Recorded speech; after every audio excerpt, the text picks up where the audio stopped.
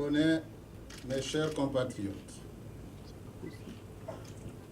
Après la disparition le 8 juin 2009 du président Omar Bongo Ondimba, qui a présidé aux destinées de notre pays pendant 42 ans, et après le deuil national que tout le peuple gabonais a vécu avec une tristesse réelle et une vive émotion, le souvenir de nombreuses années d'une franche collaboration, le respect de sa mémoire et la décence m'ont personnellement commandé d'observer un certain repli. Un repli que beaucoup de compatriotes ont noté depuis 5 ans et qui suscite de nombreuses interrogations. Un repli que l'on pouvait déjà subodorer dès le 21 juillet 2009, lorsque j'avais pris la décision de ne pas me présenter à l'élection présidentielle anticipée du 30 août de la même année. Cette décision, dictée certes par des facteurs objectifs, susceptibles de pénaliser ma candidature, privilégiait aussi et surtout l'intérêt supérieur de notre pays à un moment crucial de son histoire. En effet, comme je l'avais dit à cette occasion, j'entendais ainsi contribuer à ma manière à préserver la clarté du jeu politique, alors que s'exacerbaient déjà les tensions induites relativement court d'organisation de cette élection anticipée. Alors que s'exacerbaient déjà les intrigues politiciennes et les alliances interlopes sur fond de repli identitaire ou de sauvegarde d'intérêts. Alors que nous notions une pléthore de candidatures. Un repli justifié par l'exigence de sagesse qui m'invitait à accorder, comme beaucoup de nos compatriotes, une période d'observation assortie du bénéfice du doute à M. Ali Bongo Ondimba, qui, à la suite d'une élection dont les résultats sont toujours contestés à ce jour, assume depuis le 16 octobre 2009 la lourde charge de président de la République. Un repli que justifie aussi la même exigence de sagesse qui me commandait d'observer la nouvelle opposition gabonaise quant à son ambition et à ses motivations, et d'observer également l'évolution de notre société, ses nouvelles aspirations et sa détermination à prendre en main son destin. Un repli qui s'explique enfin par l'exigence que m'imposaient mes responsabilités de président de mon parti, l'Alliance démocratique et républicaine ADER, jusqu'en 2012, et notamment d'apporter à celui-ci dans la sérénité une solution à la crise qu'il traverse depuis 2009.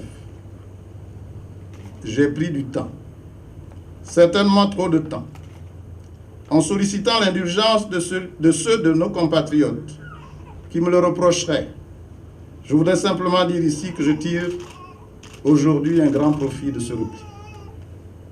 Le constat que j'ai été ainsi amené à faire de l'état de la nation fonde plus que jamais mes convictions de toujours et à partir de ce jour, le sens de mon nouveau combat pour le Gabon. Mes chers compatriotes, à ce stade de mon propos, il m'importe de rappeler qu'à divers titres et fonctions, j'ai eu à assumer jusqu'en 2009 des responsabilités professionnelles et politiques pendant plusieurs années au service de mon pays. Je pense l'avoir servi avec loyauté. Et l'honnêteté intellectuelle me condamne aujourd'hui encore à assumer également la part de responsabilité qui m'incombe jusqu'en 2009 dans ce que nous avons ensemble fait de notre pays durant ma vie active. Une part de responsabilité que toutes celles et tous ceux des compatriotes qui ont peu ou prou suivi mon modeste parcours sauront pondérer objectivement, je l'espère. Ce que je souhaite donc vous partager à cet instant ne constitue nullement un procès à charge que j'intenterai à l'endroit de quiconque pourrait se sentir visé. encore moins un procès post-mortem à l'endroit de ceux qui nous ont quittés. Mes chers compatriotes, à sa mort en 2009, le président Omar Bongo Ondimba nous laisse un pays stable et en paix. Une stabilité et une paix acquises à la faveur d'une pratique constante, du dialogue, de la tolérance, du pardon et d'une indéniable ouverture d'esprit. Mais ce legs, aussi important soit-il, masquait des réalités contrastées. Au plan politique, le pays s'est certes doté d'une architecture institutionnelle moderne, en théorie, même si elle reste mimétique. Mais la pratique héritée de la période du parti unique, parti-État, nourrie essentiellement depuis 1990 par l'obsession de la conservation du pouvoir, révèle en réalité un système de pouvoir héliocentrique, prébendier et féodal, qui repose fondamentalement sur deux piliers.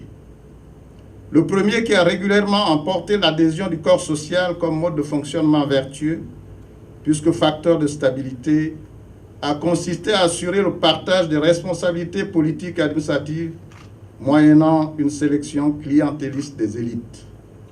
Cependant, ce mécanisme profondément contraire aux valeurs républicaines a toujours comporté les germes d'une ségrégation communautaire, porteuse d'exclusion, d'inefficacité, d'irresponsabilité, d'injustice et de frustration. Le second pilier était fondé sur un système réputé également vertueux de prédation et de redistribution de la manne financière par le canal politico-ethno-tribal, censé corriger les inégalités multiformes résultant des dysfonctionnements institutionnels. Ainsi, les ressources captées par les ressortissants d'une province dans l'exercice de leurs charges politiques ou administratives devaient être investies ou redistribuées principalement dans leur province d'origine, dans l'illusion de faire reculer la pauvreté. Les résultats de cette pratique ont manifestement démontré l'inanité de cette approche. Mes chers compatriotes, le 21 juillet 2009, dans ma déclaration rappelée au début de mon propos, je m'étais permis d'esquisser à grands traits le portrait du président de la République que nous devions élire le 30 août de la même année, ainsi qu'un aperçu des attentes de nos compatriotes à l'époque, je cite. La charge présidentielle au niveau d'un État est perçue par tous, mais méconnue de tous. Nous devons nous garder d'en réduire les exigences aux apparences. La fonction suprême à la tête de l'État est contraignante. Elle exige pour première qualité l'amour de la patrie. Servie par une volonté ferme, elle postule la vision de réaliser le bien-être au profit de tous. L'exercice du pouvoir suprême impose humilité, écoute de tous, discernement, tolérance, patience et sagesse, vertu que seul le temps et la connaissance intime de son pays et de ses concitoyens permettent d'acquérir. C'est pourquoi les hommes d'État, ce qu'ils sont, si peu semblables au commun des citoyens. Et j'ajoutais, aujourd'hui plus que jamais, notre peuple exige la démocratie, certes, mais aussi et surtout la paix, l'unité, la justice sociale, un mieux vivre et la sécurité pour tous. C'est l'État impartial et au service de tous que notre peuple attend. Il rejette désormais l'État aveugle et autiste. Il recuse une administration arrogante et peu soucieuse du véritable service public. Une administration qui foule aux pieds l'intérêt général. Une administration qui emprunte régulièrement les chemins tortueux du tribalisme. Une administration qui nie les droits de certains et les promesses de la République. Nos compatriotes nourrissent une nouvelle espérance, l'espérance d'une vie meilleure, dans un Gabon nouveau, où chacun trouvera sa place et la réalisation de ses légitimes aspirations. Fin de citation. Mes chers compatriotes, en 2009, lorsque M. Ali Bongo Ondimba accède à la magistrature suprême, nous étions en droit de nourrir l'espoir d'un véritable changement au niveau de la gouvernance du pays. Je suis malheureusement convaincu aujourd'hui, comme beaucoup de nos compatriotes, qu'aussi bien dans l'idée qu'il se fait de sa charge, qu'au niveau de l'exercice de celle-ci, M. Ali Bongo Ondimba a résolument décidé de prendre le contre-pied du profil pourtant sommaire que je venais de rappeler. Que les deux piliers évoqués précédemment, même s'il s'ingénie à les maquiller par la magie du verbe, de l'image et de la communication, constituent pour l'essentiel le seul héritage dont il a manifestement du mal à se défaire dans sa pratique politique depuis 5 ans. En effet, l'exercice empreint de népotisme et passablement monocratique, autoritaire et arrogant du pouvoir par l'institution président de la République confirme son caractère héliocentrique. Le choix des hommes n'obéit toujours pas au souci de garantir l'intérêt général. Malgré les intentions affichées, la sélection clientéliste des élites a survécu et s'est même enrichie de la sélection générationnelle orientée. Pour assurer le renouvellement d'une classe dirigeante toujours issue depuis 24 ans du même parti, le Parti démocratique gabonais, et subsidiairement de la même majorité. La dissolution de l'Union nationale, principal parti de l'opposition, l'exclusion de la vie publique de nombreux citoyens jouissant de tous leurs droits et pour certains d'entre eux la suppression de leur salaire constituent des violations flagrantes de notre Constitution et des dispositions pertinentes de la Charte africaine de la démocratie, des élections et de la gouvernance, ainsi que de la Charte africaine des droits de l'homme et des peuples. L'indépendance des pouvoirs exécutifs, législatifs et judiciaires est quasiment virtuelle. Les agences et les sociétés étatiques ou para-étatiques qui ont été créées, au lieu d'être des organes d'exécution des politiques sectorielles du gouvernement, relèvent directement de la présidence de la République qui s'implique ainsi dans la conduite de la politique de la nation, au lieu qu'elle en assure l'arbitrage dans le cadre du fonctionnement régulier des pouvoirs publics conformément à la Constitution. Et dans ces conditions, les ministres, comme disait le général de Gaulle, n'assurent plus que la figuration exécutive du moment.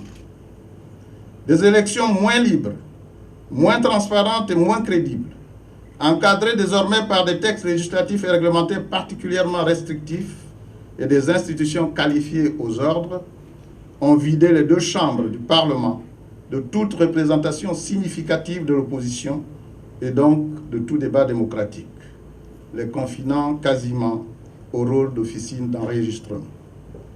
C'est ainsi, par exemple, que depuis 2010, les lois de finances sont votées alors que les lois de règlement des exercices antérieurs ne sont pas préalablement sanctionnées par le vote de la représentation nationale. De même, les comptes publics de l'État ne sont pas validés par la Cour des comptes depuis 4 ans. Les mécanismes fondamentaux du jeu parlementaire que sont les motions de censure, le droit d'amendement, les commissions d'enquête, les commissions de contrôle ne sont que formelles, voire mimétiques. La politisation et la corruption plus accentuée de la justice, le manque de liberté et de moyens des juridictions ne permettent toujours pas au pouvoir judiciaire de remplir sa mission en toute indépendance.